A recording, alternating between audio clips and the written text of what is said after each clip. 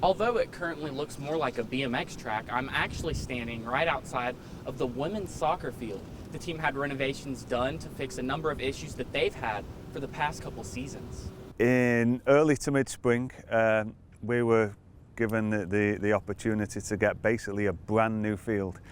So they're digging up everything, as you can see behind me, brand new drainage, a brand new sprinkler system, which is way more in-depth and comprehensive than the previous system. So it's going to allow the girls to have an opportunity to play on what we think is going to be one of, if not the best field in the conference. Problems with the old drainage system meant the team could not be able to have a full field training session up to 3 days after rain. This new drainage system hopes to solve that problem by draining the excess water more effectively to ensure the team has a dry enough playing field.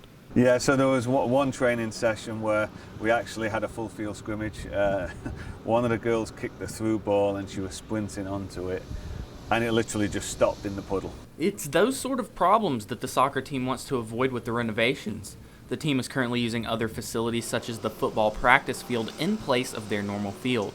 That shouldn't last too long, however, as the construction is expected to be finished by early August before the season starts.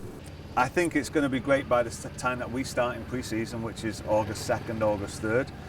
That's the time frame that the builders and the landscapers knew that we needed the surface by, and up to now the weather, knock on wood, has been cooperating. We've been getting a lot of work done on the surface. As you can see, it's completely different now than what it did look to be. The schedule for next season has yet to be announced.